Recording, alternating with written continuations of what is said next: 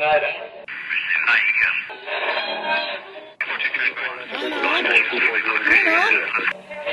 is that you? There, I think I got it.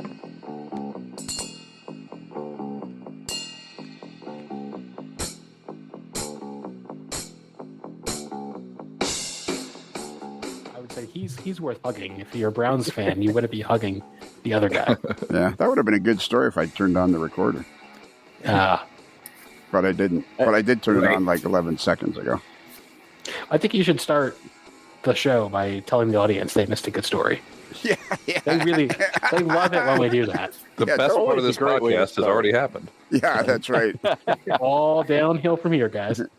Wow, you guys are optimistic. You're making our you're certainly feel so good about this name. Yeah, exactly. You're certainly making our guest feel welcome. Our That's guest. true. I'm sorry. Yeah, too late now. Our guest tonight is Chris Costello, who Derek is pretty convinced isn't going to be that entertaining.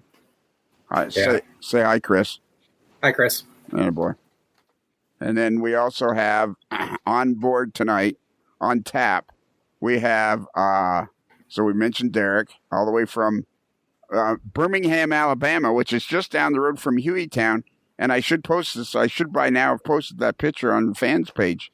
You went to Hueytown and found some signs. Yeah, only about, 8 months after you asked me to. Wait, we have actual photographic evidence of Derek in front of a sign with a picture? Yes, we do. It's not Photoshop. Hallelujah, and pass the peanuts. And not only that, he actually found a memorial plaque dedicated to the Alabama gang.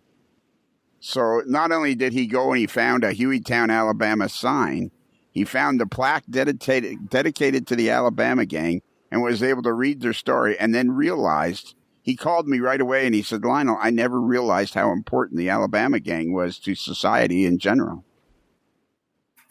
And we had a nice conversation about that. He's only had 8 months to find it. So, you'd figure even a blind squirrel gets a nut every once in a while. Well, I didn't invited Daniel on. Yeah, I know. Yeah, I'm proud of you, Derek. Good job. Me too. Yeah, me too. And then we have Marcus. That was the noob whose voice you heard. Who said he was proud of Derek. He's finishing up his dinner. What did you have tonight, Marcus? I had a Chick-fil-A deluxe combo. That was my dinner right after work and just before starting the podcast. So I'm done chewing now, so we don't have to deal with that. And how far is the Swiss or the Chick-fil-A from your house? Probably 15 minutes. Oh, really? Yeah. So what do you do? Throw it in the microwave when you get home? No, I picked it up the drive-thru and drove straight home, but it was just not very hot when I got it. It was all right. It was all right. But did you have ate the fries on the way because you can't let Chick-fil-A fries sit very long. No. You got to eat them right away. Did you get the waffle fries? Yeah. Yeah, they're good. It's the only fries they have, isn't it? Yeah, that's it. Is it? Oh, I didn't know that. Yeah. Oh, okay. There was a big controversy not long ago because they changed the recipe some to keep them crispier and hotter longer, I guess. They're much better now. I think they're okay. Yeah, I like them. My wife had a very unpleasant. Now this story I am telling. My wife's friend had a very unpleasant experience with my wife while they were they went out. They were going to see some, sappy romantic singer guy down in Daytona Beach or Ormond Beach, somewhere along there. And they decided to go to Chick-fil-A to grab something to eat. And my wife always has the chicken fingers. And they go in, and they didn't have any chicken fingers. And I guess they caught my wife on the wrong day. And as Robin described it, she says, I'm backing away from their counter as your wife is going, what?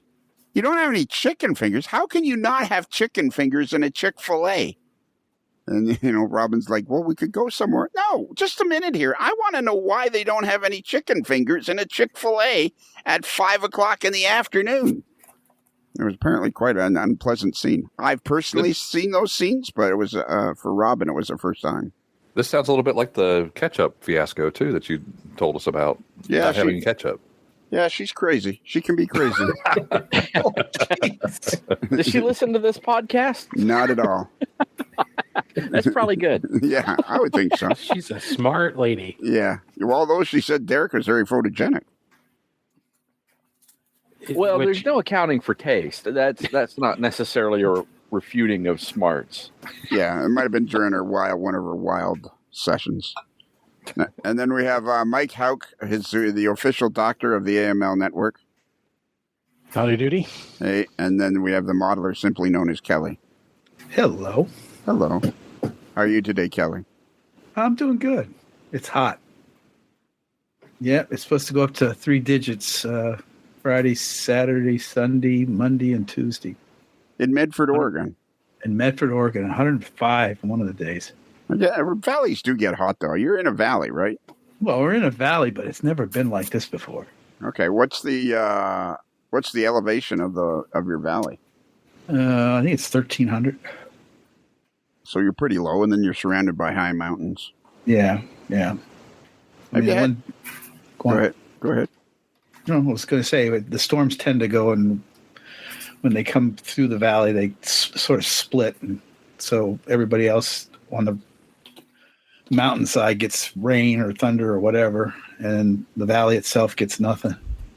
And your biggest problem really isn't weather. Your biggest problem is wildfires, isn't it? Well, yeah. Actually, this year it's been pretty. Well, sure, there've been fires, but it hasn't been smoky like last year or the years before. But that is like some places get hurricanes, some places get huge amounts of snowfall, some places get tornadoes. Your guys' biggest concern as years go by is wildfires. Is that? Yep. Is that correct? Yep. Okay. I just read that the record high temperature in Medford, Oregon was 115 degrees or 46 degrees Celsius. Yeah. When was that? Yeah. When was it happened that? twice, July 20th, 1946 and June 28th, 2021. Wow. According to Wikipedia. Yeah. So just recently. Yeah. Hopefully it doesn't get that hot, Kelly. Yeah. It's going to get hot. Hot. It's really been bad because it hasn't rained good rain. It hasn't in probably a couple of months more. So everything's dying. Yeah, we've been short of rain this summer ourselves. Not been a good year for rain. All right, let's not. Here's a pit. We can dwell on it. It's just we got to get on. We got to get on with our guest because there's been lots happening and we haven't been talking to him. But before we do that, hey Marcus, if you were going to order some paint, where would you go? I would go to White Rose Hobbies in York, Pennsylvania. 4401 West Market Street, right there in. It's not in downtown York, Pennsylvania, but it's right there on. It's. What did they say? It's on the outskirts of York, Pennsylvania, before you get to the hinterlands of Pennsylvania. And it's right on the 4-lane, right coming into town. So. Yeah, it's a beautiful spot. And their phone number is area code 717-505-8676. Right there, White Rose Hobbies. I wonder what's happening at White Rose Hobbies these days. They don't think they have any kind of a newsletter. The problem is, let's ask our guest. You know what? We'll ask our guest.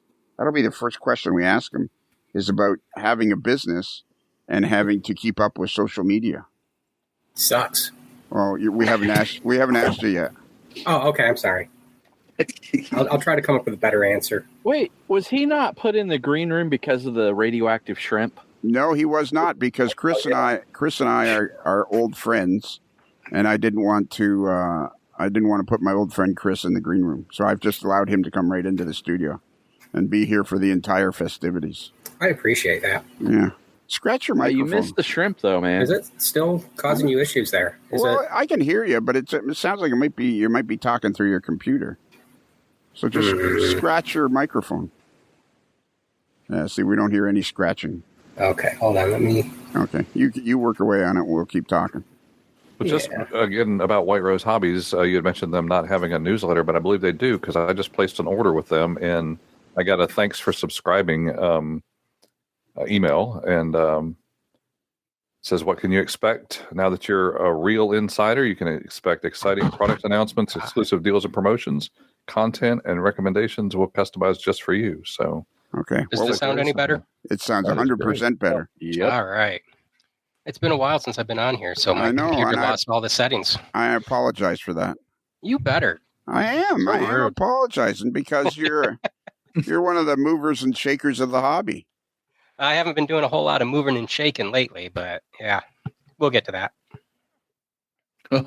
What, are you closing down JL Innovative?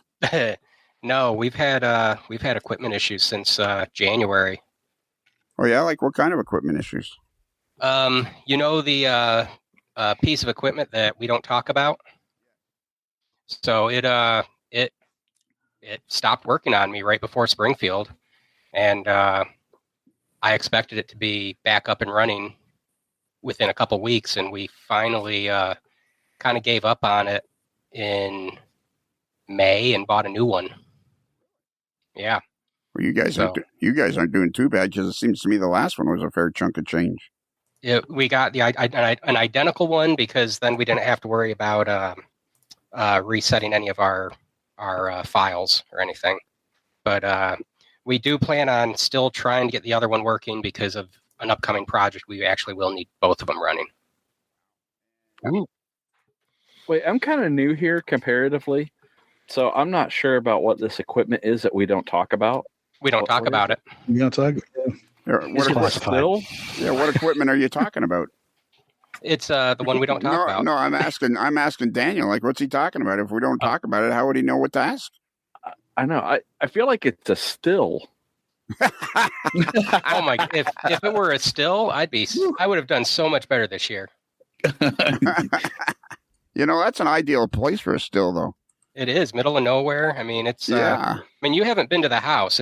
The house is actually a little bit better of a location for it. So. Yeah, well, I have. Yeah, but I've driven past your house 40 times. Yeah.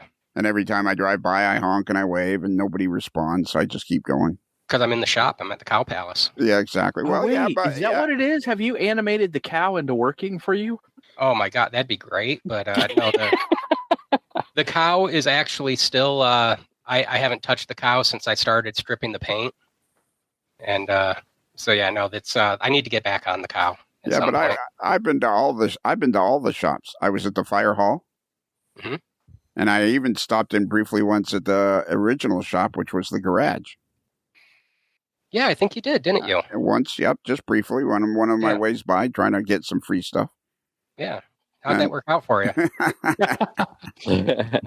And then you moved to the fire hall in downtown Salamanca. Not quite downtown, but we'll go along with that. Well, Salamanca is so small. Everything is downtown. You were in a fire station? Yeah, we so the garage we were in was literally it's there's a 2-car garage and then there was a workshop attached to it, so it would have been like a 3 to 4 car garage had it been full garage. But we had grown out of that before we even moved in, to be honest. So we ended up in a how big was that? It was way more room than we needed, but it was the old volunteer fire department. It had was it 3 bays for fire trucks? Yes. I think it was 3 bays. It was. And then then behind that there used to be the what do you want to call it? They used it for bingo mostly. So there was like the hall back there. Yeah, and that was really big. Yeah. Yeah. So we mainly just used the one hall, the back bingo hall, and the fire truck area. The fire truck garage was all layout. We had okay, now I have a really important question. All right. Was the fire pole still there? It was not set up for a fire pole originally. It was single story. That's depressing. It is a little bit, yeah. But had the fire pole, had it been set up for the fire pole, we would have put the fire pole back in had it not been there. Yeah. All right, that's all my questions. Okay. Somebody keep the conversation going. Well, so I was just going to ask, like, you did you rent the fire station? Oh yes, yeah. Okay. No, we rented it. How does one acquire a fire station? Well, we could have bought it had we really wanted to, but long story, we did not want to own that property. Yeah. There's on top of it being a little bit of a pile, it was it's on the Indian reservation, and that's that has a lot to do with how my year's gone. So interesting. Yeah, So yeah, I guess that would make property ownership a little difficult. yeah, it's a weird thing. You lease the property, and they say you own the building, but that's up to some debate right now too. So That sounds like any trailer park in Florida. pretty much, yeah. You own the It's trailer. about as classy too. Yeah. Well, that wasn't a bad spot. No, I liked where we were. I really did like it. It was, the roof leaked. There was, the step down from the garage into the back room. That was a little bit of a pain. But no, overall, I really did like the building. But the rent, even though it was phenomenal, it's so much better with with owning the building now. Yeah, well, and you said that the fire hall was a bit of a rundown building. Yeah. And somehow that you managed to convince yourself that the Cow Palace wasn't. That's a fair point. Well, the Cow Palace did come with an actual cow, though, compared to a fire station that doesn't have a pole. Or fire trucks. Yeah, I feel that's an upgrade. That is is an improvement.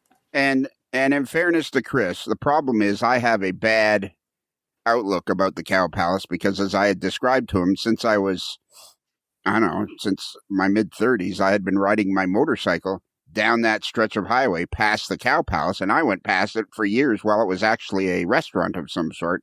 And I would frequently say to myself, yeah, I'm not stopping there. That was the best decision you've ever made. So the Cow Palace wasn't great? Well, a little history about the Cow Palace. It's the original Cow Palace was actually pretty awesome. From what I take, because I wasn't around for it. But it was originally a dairy and an ice cream place. I think it was 1926 they started it. When when 219 became a 4-lane, the state relocated them to the building we have now. And that would have been in 68, I think. And it was great until late 70s, early 80s. And at that point, I think the original owners basically said, okay, we're done. And then it's just been a revolving door of failed restaurants and convenience stores. And just, it's been sadness. Yeah. Well, and, Limestone is smaller than Salamanca is. So anyways, well, I think when you say Limestone, people need to know that that's you're referring to an actual place. Yes, that's the town that we're now in. So yeah, but it's not really a town; it's more of a. It's an intersection. It's considered a hamlet. It's an intersection. Basically, yeah. Okay, yeah, it's an intersection. Yeah, exactly. On 219, which is now 4 lanes. Yep. But then, but the Cow Palace is actually on the service road, isn't it? Yes. Yeah. It is on the original 219. Right. Exactly. The original road. So, which is, that's one of the short sections that still exists that the 4-lane wasn't built over top of. Right. Yeah. Exactly. Yeah. And the Limestone American Legion is just up the road. Yep. That's where the drive-in used to be. Yeah. Exactly. They actually had a really cool sign. That was actually. I don't know how to say this without sounding incredibly rude, but that's pretty much the way I talk all the time. Yeah. But that whole area was very much, in the 50s and 60s and 70s, it was much more, it was more of a happening place. Now it's just kind of a... Yeah, it had a drive-in, it had restaurants, it was a whole different genre than it is now. Yep. And now it's... Yeah, now it's barely... You blink, you're gone. Yeah, now you don't. Yeah, now you don't even slow down. Yeah. And except for the 40-mile-an-hour zone. Exactly, which I find to be incredibly annoying. Me too. And you know what? My aunt is the one that did that. Oh, really? Yes, she was the county legislator at the time, and for some reason, when there were more active intersections through there, it made sense to slow down. But now there's just the one, and it's like, why are we slowing down for this? Exactly. So, it's like you're like, yeah. And you get that feeling that if you don't slow down, it's one of those places where you're going to be asked to slow down. Yes. Yeah. They, they patrol that pretty well.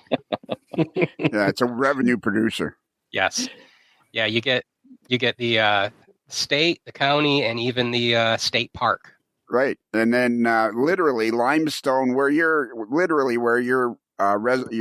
place of business is, the home of JL Innovative, is literally what, a mile north of the New York-Pennsylvania border? Not even.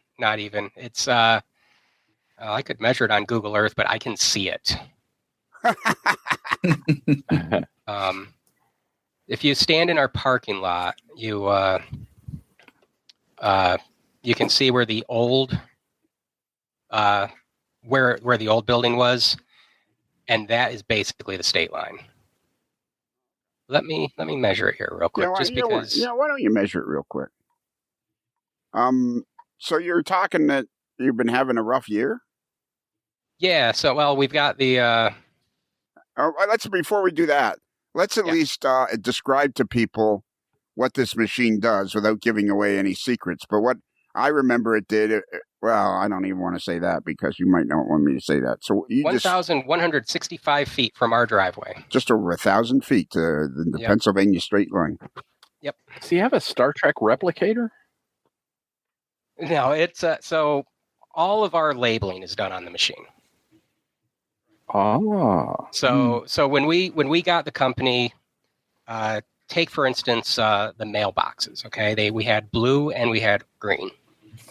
So we would print off a blue background on a sheet of paper with the U.S. mail, with the white paper showing through with the U.S. mail on it. So I would cut out for every mailbox, I would cut out a little blue square that said U.S. mail, and I would dip it in glue and I'd paste it on two sides of it. It sounds entertaining. It is not entertaining at all. It I did a time analysis of all this, and it was I want to say it took me cutting and gluing and waiting for things to dry so I could turn them over and everything like that. I want to say it took me 3 minutes per mailbox for two sides. With the new machine, I can do 24 of them for three sides in about 16 minutes. Nice. Yeah. Well, that's so better. Yeah, it's much better. It and everything is lining up more consistently. And the moment that they are done, I can package them. I don't have to wait for glue to dry or anything like that. And also I can print white. I can print white directly on the blue. I don't have that blue background with the white showing through. I just print the U.S. mail. So is this a secret device? Yeah, it's secret. It's secret. Gotcha.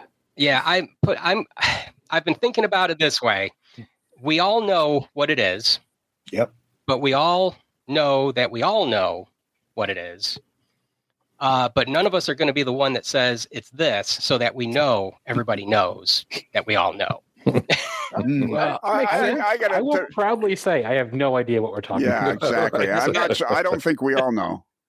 Yeah, well, it's I know there's other companies that have them, and they use them as much, if not more, than we do.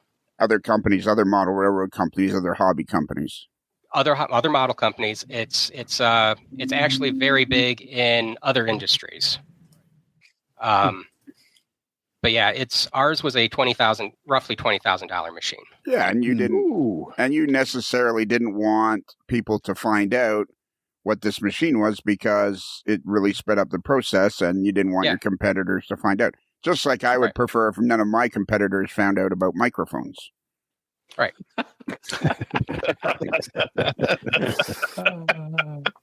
Right. Top secret, folks. Yeah.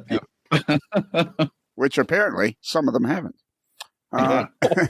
Oh, that's going to get you in trouble. Yeah, good. Oh, no, come That's on. darn funny. Yeah, it is. So now I've got, so has that been your main problem, that your machine crashed on you? Well, there was that. Oh no.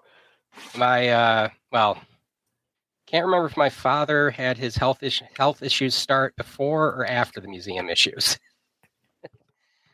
So, but I won't go into great detail on it, but my dad has been in and out of the hospital since April. Oof. Oh, And, sorry to hear that. Yeah, Yeah, and really. it's to the point that I am now right now he's in rehab, so I don't have to worry about him, but not, rehab for physical reasons, not for, but when he is home, I do have to take care of him, which is nice that I am self-employed. I can take him to the shop with me. I can have him watch TV or whatever like that. But like I said, he's been since April. He's probably been in the hospital as much as he's been out of the hospital. Now, let me ask you a question, and I want you to give me an absolute honest answer. Yeah. Because there's no point answering the question if you can't answer it honestly. Mm-hmm. Have any of my health issues interfered with your business? Not that I know of. Have they concerned? No. Honestly, have they concerned you at all? Oh, of course. And actually, I will say this: the first thing that my dad had, he had a heart attack shortly after you had yours. So Well, I did think about it. I did think about that quite a bit. Don't try blaming it on me. Oh no, I am just okay. saying it was a coincidence, and I was thinking about you at the time. All right, cool. Well, there. See, I could have given you some background information, and you could have called. You could have notified our resident on location doctor. Now he doesn't have a license, but He actually was there when I found out. Oh, okay. Did he help at all? I don't know. He was running another train. Oh God! So that's the right answer. Yeah. So, Mike, when you found out, did you just turn to him and say, "No, I'm busy running a train here"? No, if I remember right, everybody was very compassionate about it. So, but yeah, we were ready to head home if we needed to, because we were all riding together. It's like, hey, if you need to go, we'll go. But that wasn't necessary at that time. No. It was very minor, to be honest. But it was just kind of the start of everything. So let me see if I can kind of paint a word picture here. Your dad calls, says he's having a heart attack, and you tell him, well, okay, but I'm having an operating session right now. Well, I was, what was it, like 5 hours away, Mike? Yeah, easy 5, closer to 6, yeah. Okay, yeah. Yeah, we were on the other side of Pennsylvania. So. Yeah, and actually, Dad did not call me. It was my other brother that called, said, hey, Dad's having chest pains. It's like, okay. So I called Dad. I said, what's up? And he goes, I'm just waiting for the ambulance. I'm just okay. Just out of curiosity, your other brother's not named Daryl, is it?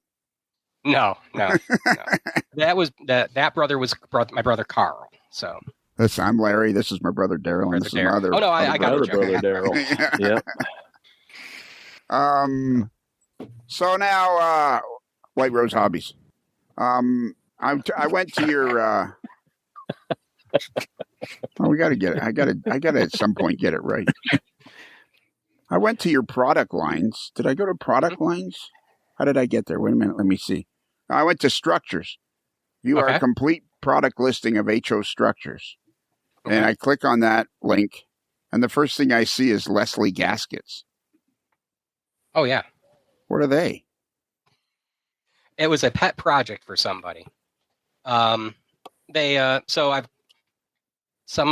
you remember Kira, my employee, her boyfriend is an engineer on the Buffalo and Pittsburgh, and he's also into horns. And they were him and his friends have had issues getting gaskets. So he brought me one. He goes, "Can you make these?" I go, "Yeah, I can make those." So I made them, and he said those work better than anything we've been able to get. And he goes, "You want to sell those?" I go, "Sure, why not?" So we sell them. I know we sold a bunch at Springfield, and then we sold a bunch at in Colorado when we went in April. So the Leslie Gaskets refers to the Leslie horn? Yes. Yep. There are that many people with Leslie air horns? Enough. Enough to... Enough. Wow. Yeah. Really? Yep. Yeah. That's. Well, you can just make your own. Well, yes, you can. Not everybody knows how, Daniel. Well, that's Daniel, true, I but can I'm barely just saying take a there's a larger market for it because those gaskets and things are nice to have, even if you don't have a real Leslie and you have a home grown version. Still good stuff. Yeah. So you're saying, why don't people make their own? Well, not everybody knows how to make a gasket. Well, no, that's why him selling them is a good thing. Oh, okay. I thought you said, why don't people just make their own? No. There's a market for that because some people make their own, which also then gives him more business. Oh, has Kelly been telling you how to talk on the podcast? Yeah, we met up for lunch. Gee, thanks a lot. Throw me under the bus, man.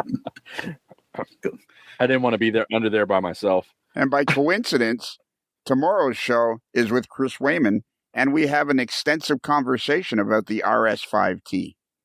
And these gaskets are for the RS5T. What a coincidence that is! What a coincidence! And we haven't even recorded tomorrow's show yet because it's tomorrow. It's tomorrow. Exactly. I'll be sure to bring up my gaskets. Let them know. Yeah. Yeah, so anybody out there that's looking for a Leslie gasket for an RS5T or the S5T, just go to JL Innovative and click on Structures, and boom, you're in Leslie gaskets. It makes no sense to me why they're listed under Structures, but that's the way they operate at the old JL Innovative. Yeah, if you go to Structures, then it shows. Hold on. All right. The first I'm here. Let's see. Okay, and it shows the Bertale's billiards, and then it says view our complete product listing of HO Structures. You click on that, and boom, you're looking at Leslie gaskets. Oh. That's if you just go straight to the. Is the next thing the Mountain Dew machines? Yeah. Yep. Yeah, that's just the first. When you open up the catalog. Those are the newest things that we have up. It says view our complete product listing of HO scale structures. I click on that link, and the next thing I know, I'm looking at Leslie gaskets and Mountain Dew. Yeah, and N-scale Mountain Dew machines. You've gone the long way, Lionel. I don't know, guys. Let them have this catalog. Go to online catalog and go right to it on the banner. Okay. You're right. Noob. Yes, sir. Do you have any N-scale Mountain Dew pop machines on your layout? I do not, but I was just thinking I know of a 1-to-1 scale GP9 that might have a Leslie RS5T that I might need a gasket for. We just made a sale. Maybe All so. Right. I'm going to find out. I'm pretty sure that's the horn that's on that locomotive. So. Yep. I am told that there is another person out there that does them, but I'm told that ours fit better. Mm. Well, you were actually, and I have experienced this firsthand. You are actually a very talented craftsman / engineer / man. You're kind of a MacGyver type of guy. Like, it doesn't seem to be much that you can't make. I've come to the point that if you try to tell me I can't do it, that's when I do it. Yeah, and you have a real knack for it. I mean, I watched you. What was that machine you were making S-scale barrels on? Was that the spin caster? Yeah, the spin caster. That was cool. Yeah. And you made them. You make the barrels out of what do you make them out of? Those they were out of pewter, and they still kind of are out of pewter, but we are slowly moving over to 3D printing. Okay. And because 3D printing, you can do more and it's less messy, blah, blah, blah. It's more messy. But because we do the resin 3D prints, but we can do a lot more detail, more repeatably. You know what I mean? Like, it's your master is digital, not. Yeah. So I don't have the mold degrading over time. So it's the, so every time I print a soda machine or a barrel or whatever, it should come out the same. So, whereas a lot of times our barrels are a little bit squished because the spin caster, it's a rubber mold. The spin caster squeezes that mold and then spins it so that circle is getting just squished just a little bit, so it's a little bit oblong. I've mostly been able to compensate for that by twisting things. It's hard to explain, but this way, new barrels should come out the same all the time. At that point, there's less cleaning because we have to clean any flash off from where the mold separates, and actually, I should be able to do them almost as fast at this point. Yeah, because you could do a bunch at a time, eh? Yeah, we were doing a couple hundred in an hour on the spin caster. Okay, so you're not going to be able to do, unless you have a bunch of machines, you're not going to be able to do a couple hundred at a time then, are you? Well, we've got a few more machines than we used to. All right. How many machines do you have? Total 3D, or 6 or 7 at this point. 3D printers, that is. Yeah. How many employees? Honestly, well, right now, we really only have one that comes in. Yeah, but that's that once we gear up for the big project that we're about ready to do, we will have a few more in because it's going to be involved. That feels like an invitation for us to ask. Exactly. How can we not ask? What? It's been announced. It's just I haven't, because of the machine, the machine we don't talk about being down. I haven't gotten to finish it yet. But it's if you were at Springfield, you saw the 3D printed cabooses. Yes. So it's the Erie Dunmore Caboose, Erie EL Dunmore Caboose. Nice. And it will be the first, unless somebody's beat me to it in the past few months, first fully ready to run 3D printed car out there. Wow. Very nice. That is really cool. Yeah. And it's only $19.95. No, $120. No, that's not actually. 120. No, come on. You got $119.95. Okay, yeah, fine. $119.95 plus tax. Plus tax. So, if you're in New York, right? So the caboose is 3D printed, and then it's fully assembled and ready to roll. Yes. And so it's painted because when I think of 3D printed kits, it's kits. It's gray resin. Yeah, it's not a kit. Yeah, it's not a kit. It will be 3D printed, decorated. It will actually even have interior lighting. Really? Yes. I'm excited. This is huge. It is huge. Mm-hmm. I think it's an evolution in the hobby. But it's not gonna, for if you're gonna do 10,000 of them, it's not feasible. Right. But for the Dunmore, we did a pre-order to see if we could send it to China and get it injection molded and everything like that. And I only had orders for like 500 of them. So let me ask. Go ahead. No, you go ahead. I'll ask you the question. So at that point, it's not feasible for us. We won't make the money back on making the molds, especially because, that was just one variation. But the neat thing about the 3D printing too is there was 170 of these cabooses, and there were 3 variations of it. So is it anywhere on your website? It's not on the website. Okay, so you're keeping it a secret. That's a good idea. Oh no. It's if you go to our it's just Facebook not in the page, catalog yet. Yeah, it's not for sale yet. So if we want one of these, we can't pre-order it yet? I don't want to do any pre-ordering just because, we were about ready to it'd be nice if I could spell my own company's name. Nah. I honestly, I didn't expect you to be able to. Yeah, that's about how it works.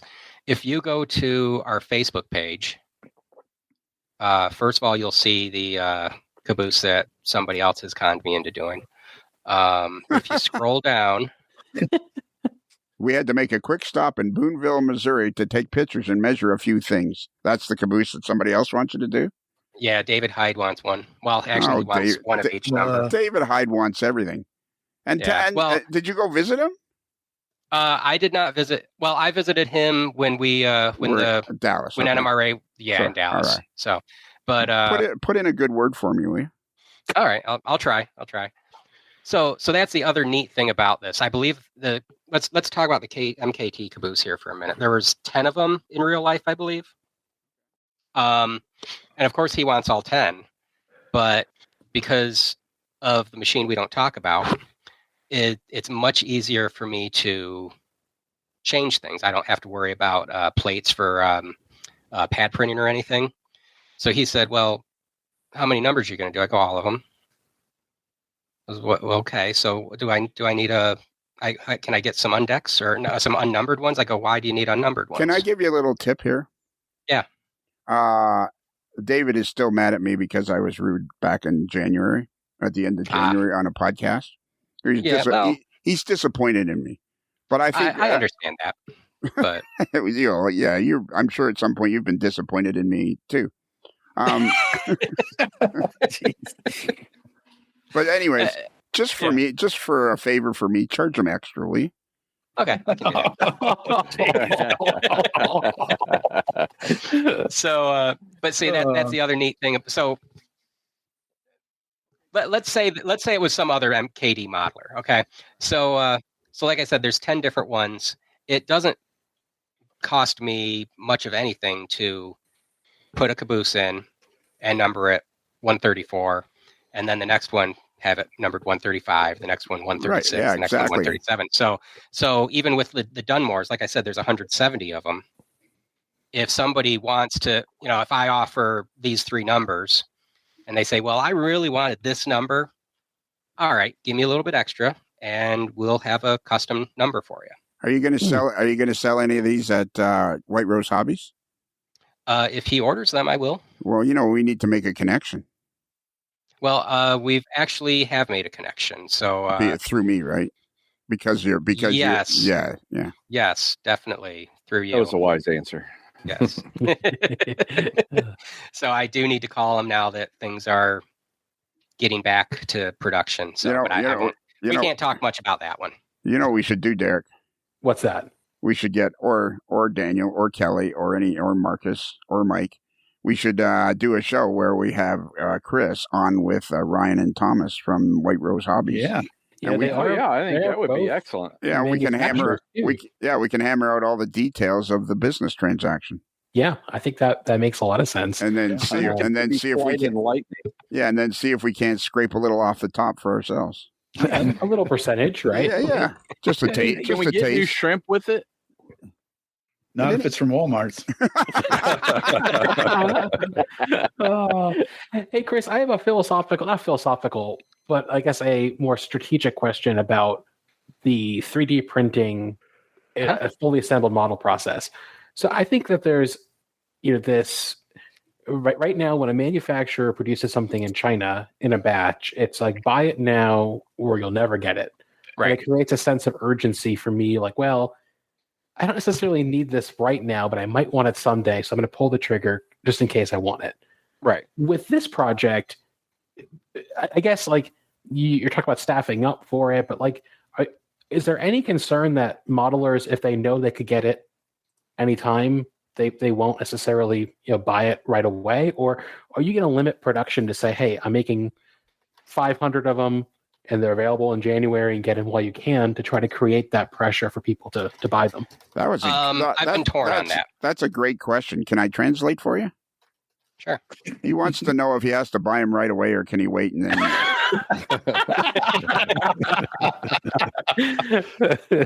So I'm not sure how I want to answer this because I know exactly what you're saying and I've believe me, I have thought about that. Mm-hmm. Right now, people do the orders that have come in. They, I don't know if they realize that, yes, I can do more later. Mhm. But I'm going to keep, I don't know if I want to say modifying it or upgrading it as I figure things out. I don't know if I want to say that, but I see me doing a good, maybe, I'm expecting maybe about 1,000 of these things. You're going to sell more than that. Yeah. I hope so.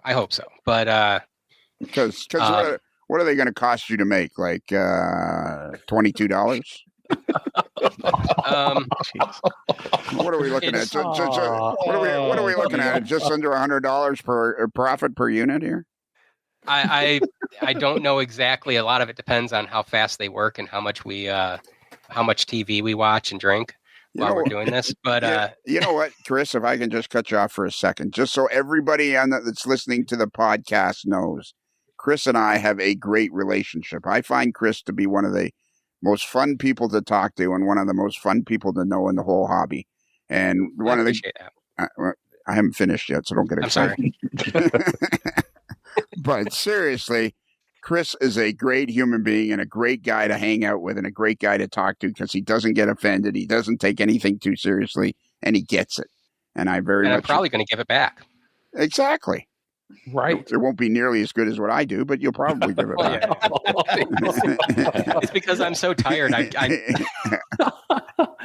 Chris, I'm really excited for this project. My grandparents or my great grandparents, when they moved to the U.S.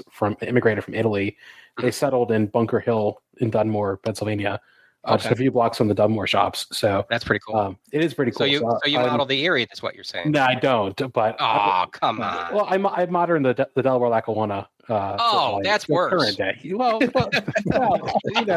sorry, Delaware Lackawanna. No, you're fine. Yeah, the short lines, and they have plenty of Erie Lackawanna. They just did a new EL Heritage unit. So, yes. So anyway, yes, I'm very excited for this, and count me in for some of these because if you keep scrolling down, you get to our January 27th post, and you can see the extremely beat up pre-production samples that I had at Springfield. How did I miss these at Springfield? Well, I know how I missed them. Your booth was mobbed. You didn't come to my booth. Well, yeah, it was mobbed. You couldn't get near it. You should have made a point. Like, get there extra early. I mean, you had a pass to get in. You could have come over and said, "Hey, how's it going?" But you didn't. I'm offended. That's true. That's true. I stopped at it. We had a nice conversation. Yeah. I would have stopped, but I was busy insulting everybody. So. and becoming a flashpoint for Model Railroad Society. Oh God!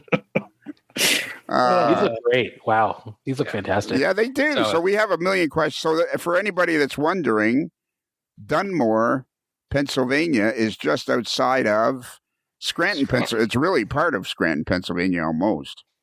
Almost, yeah. It's so the Dunmore shops were part of that whole Scranton, Pennsylvania, Steamtown thing all through in there. So that's why at some point in time, what years are we talking, boys, that they were being made and done? There was 3 batches. I want to say they started in 41 with the riveted. And then I think 45, 46, they started the welded ones. That sounds right. I think of them as like World War II era, like kind of later. Yeah. And they made it into the Conrail era, I'm seeing, too. I've seen pictures, even the Maintenance of Way Gray era, which was, mid-90s, I think? Yeah, which we will be offering. Maintenance of Way Gray. We'll have blue. We'll have Erie, EL Spartan Red, EL Gray Maroon Yellow. Do I get a discount if I buy one on every color? I would be happy if you did. Yeah, okay. I'll get you a discount. Don't worry. Nice. We know how those discounts work. But I will unofficially say this: if I recognize your name, you usually get a little bit of a discount. Oh, very nice. And then when you realize that I'm affiliated with Lionel Strang, that goes away. Then usually it's like, man. Yeah, we're going to lose this order. So close, so close. or if you can arrange a visit to the Cow Palace, you could at least save on shipping and sales tax. Yeah, there you go. Yeah. No, actually, I'm supposed to charge you sales tax if you come to there. Yeah, exactly. What if we do the transaction at the end of the parking lot? So I can ship it to Pennsylvania. So beautiful. So you can stand across the state line and he can ship it to you. Yes. Just fling it. Yep. Yeah. So if Sounds you're on easier the page, than putting it in a boat. yeah, if you're on the Facebook page, scroll to March 6th. I want people to kind of see those too. We are redoing our fire hydrants and into 3D printing, and they actually have the chains on them. Well, yeah, I saw those. Now, we got a bunch more questions here. This is looking like a two-parter now. Damn it. Damn you, Costello. I'm sorry.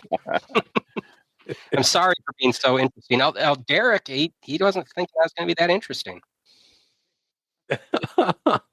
Meanwhile, I'm trying to buy everything you're selling. I would be happy for that. And Yes. don't forget, if you go to structures, view all structures, you get to the Leslie Horn gaskets. That's right. You are over.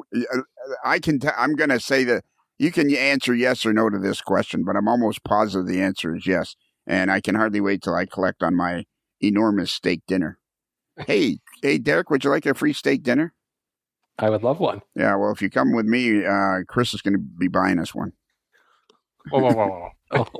You never filled all those orders. You owe me a steak dinner. I believe the original thing was I wanted to have 6 months stock at 3 years, was it? And no, I did not get that. But There are no buts.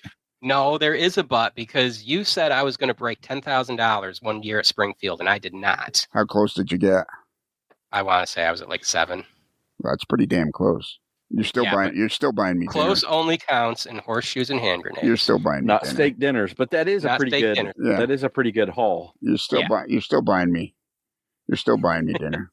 How about I make you a steak dinner?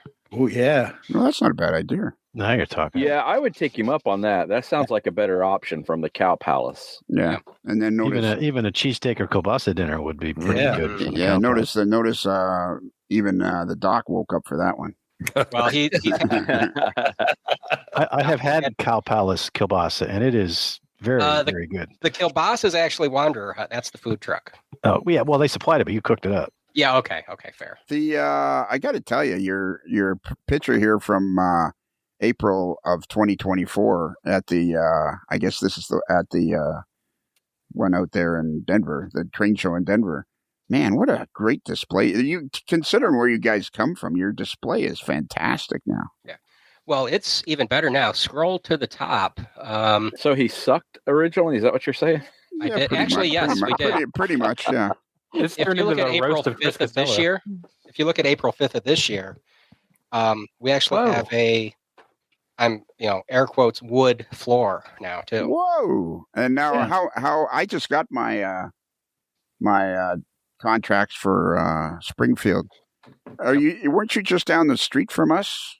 We were, yes, we are. We are, or were, or however you want to say that. I think we're going to have an extra table this year with not much on it. So we'll put some of your products on there too. We're going to put on some of what White Rose Hobbies has. We're going to put on some of Wallace Locomotive Works, and we'll put some of your stuff on there. Okay, yeah, we can. I'll have a few things that we can put down there because it's not going to be room for it in our booth. I'll sell cabooses for you. Yeah, you can do that. No, I'm saying we can just have a couple of the how do I say it? Display items that are getting ready to be sold. There's a guy that sells. Somehow you attach a DeWalt drill or a Milwaukee drill or any kind of drill to air horns, and somehow it makes the air horn work. I've saved that site before, but I can't remember what the name of it was. But there's this guy that sells air horns that work off of drills. Yep, I've seen those. Yeah, that's what we need in our booth. Is one of those. And we'll go, there's a special down at JL Innovative. Oh, that's what we could do. Man, we're getting somewhere now. I just had a brilliant friggin' idea. Wow. Well, I really think we should see who could sell more of the cabooses, us or Chris. Exactly. We're going to be flogging proto throttles again this year. And but how about this? Every hour or so, we'll announce a special at either White Rose Hobbies or Wallace Locomotive Works or JL Innovative. We'll pick a product, knock the price down 20 or 30%, and we won't tell them. I think that's great. I think that's a great idea. Just tell them Lionel sent you. Yeah, and just tell them Lionel sent you. And that was the last time AML was at the show. That will make the inflatable animal fiasco look really, really small. Yeah. Yeah. I wonder Every year we try to piss off John Sacerdoti. Yeah. Yeah. We find a new way to irritate him. Well, I bet you that will be gold. Well, yeah, but it really, yeah. And then, but the way we announce that there's a new special is we'll just blast the air horn. Oh, jeez. It's on a real air horn. Yeah, it's on a drill. Yeah, on a drill. Yeah. Yeah, impact train horns. Impact. Is that what it's called? Yeah, impacttrainhorns.com. Yeah. I I remember. don't see how that could possibly go bad. Exactly. You know what, Daniel? You should come to the Springfield Train Show. I'm planning on it. I was bummed about missing last year. I had serious. I was bummed watching pictures from all you guys and missing out on it. So I plan to be there this next year. Yeah, we'll just get. You know what? We'll start out slow and we'll just get the dual horn. Mm. Get So this is the Milwaukee dual horn. We have this style available in 9 different. Just get that. We'll blow an air. I'll blow an air horn there. And if you make an RS5T, you can get the gaskets from Chris. Yeah. Right? That should be one of our grand prizes. We should have like a prize giveaway each day, and it'll be a pack of Leslie train horn gaskets. I will even donate it. How about that? Yeah, there you go. Hey, Yeah. there we go. It's your Right. starter build kit. I have some questions about your cabooses, and we've thanks to the fact that you're way more interesting than I thought you were going to be. Right. Or way more interesting than Derek thought I would be, at least. You know Right. You know what the other podcasts are thinking right now, and because we know they listen just so they can find something they can complain about. They're thinking to themselves, how does he get away with this? Telling his guests that their stuff is no good.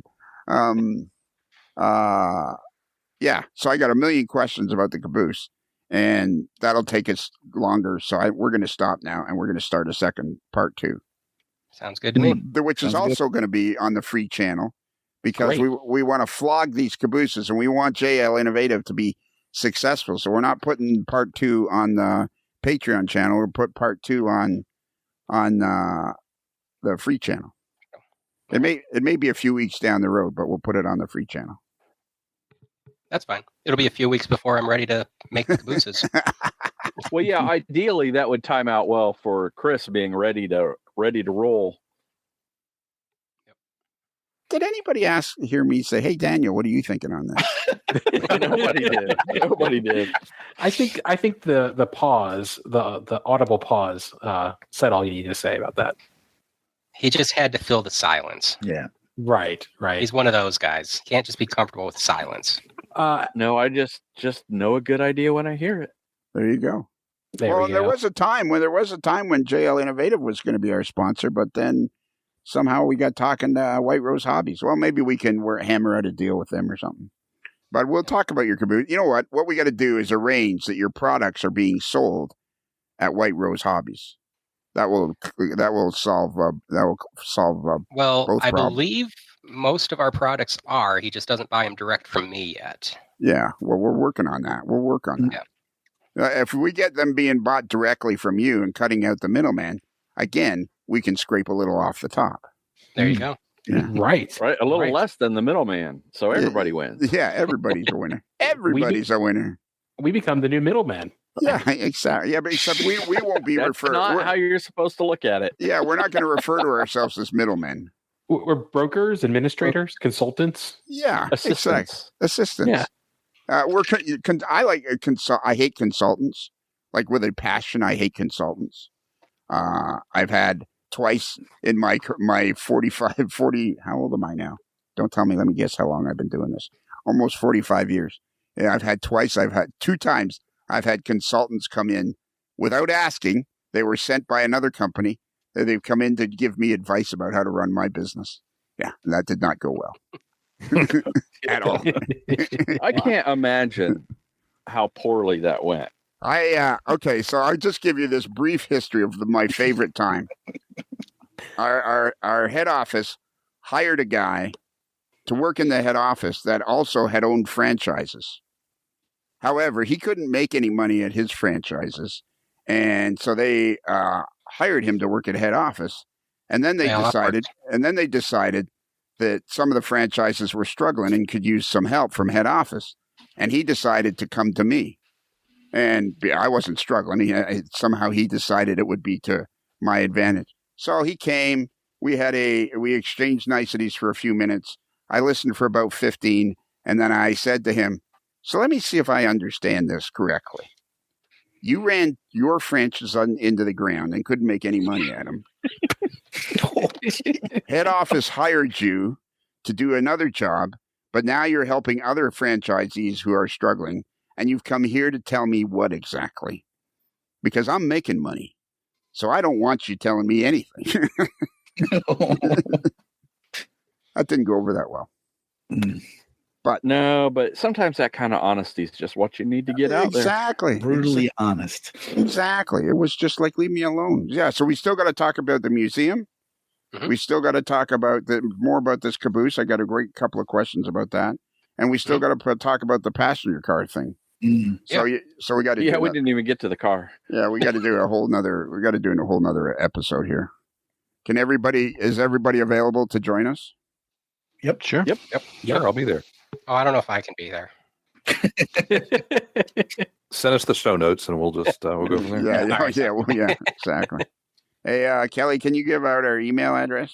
Yes, I can give out our email address. You can reach us at modelerslife@gmail.com. That's modeler with one L like Cow Palace, not two L's like Costello Manufacturing.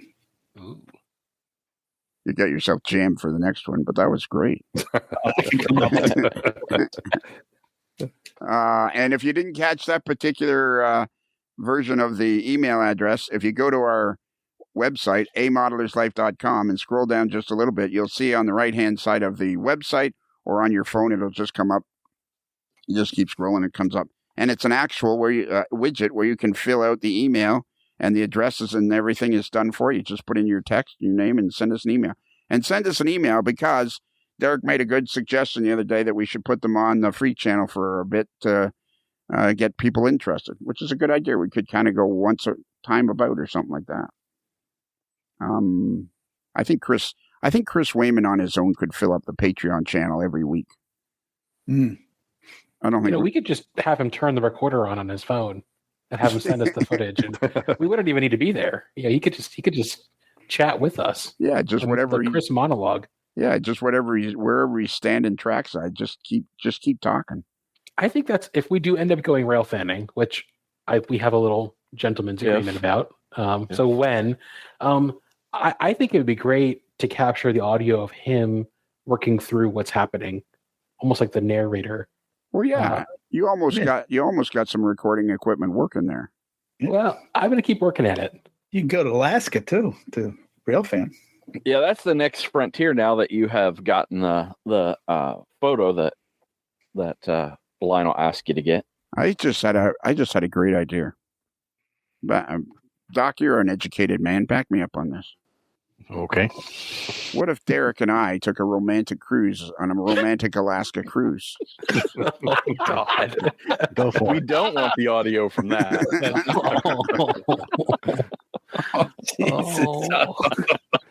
It's the deja vu, the National Model Railroad Convention 2018. And Chris, you'd be welcome too, of course. All right. Separate cabin. Yeah. He's the third wheel in this little relationship. Yeah, It's a cruise. I don't even know what to say about that one.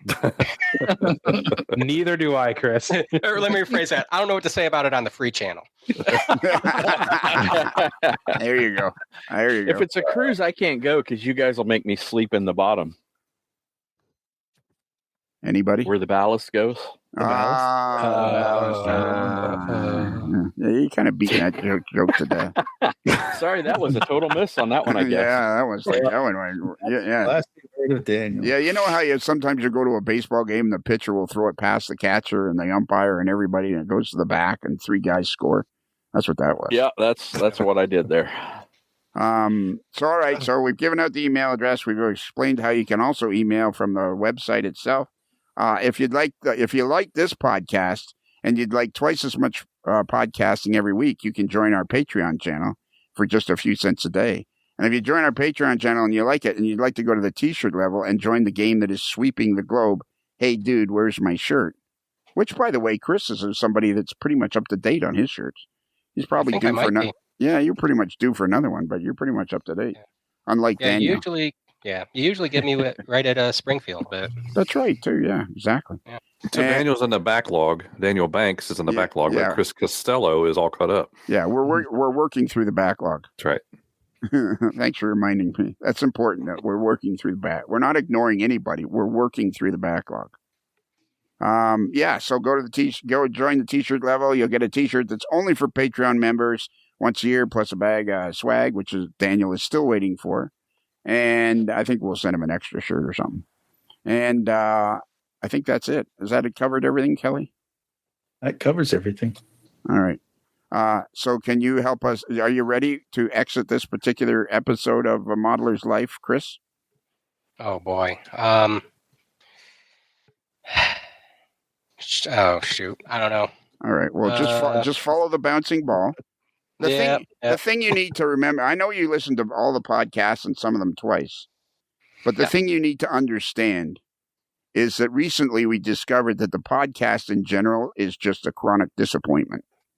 Well, yeah, I mean, you're just discovering that? I mean... And that was the last we ever saw Daniel. Yeah, Chris, do you have a way of recording this? Right. You know what, Kelly? You're getting on in years. Maybe we should turn that job over to Daniel. Everything that goes wrong is Daniel's fault. Well, that's good point. Oh no! Hey, I didn't sign up for that. Email too. That'll put him. No. You're doing the email. Okay. Because you sleep the whole time, and then all you do is email. I know. All right, let's get out of here. So, okay, get ready, Chris. So all right. So remember, A Modeler's Life podcast is considered marginally adequate by 6 out of 10 caboose manufacturers.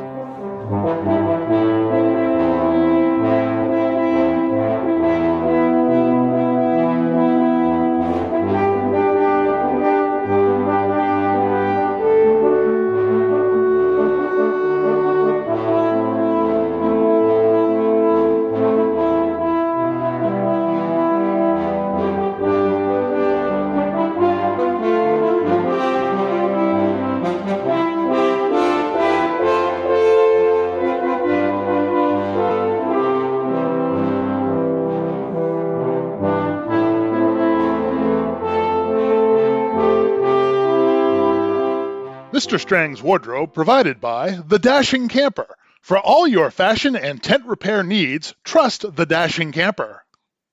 It's another Lincoln Homer.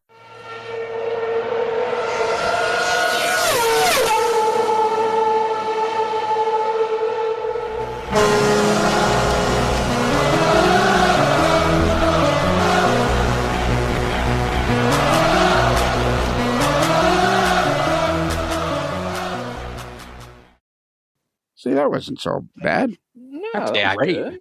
I got to come up with another one for next time, though, I guess. Yeah, the next show, for a few weeks down the road. But you got a few weeks to plan for that one. All right, well, I'll really think about it. I'll take a nap and see what I can come up with. Yeah, all right. Caboose manufacturers.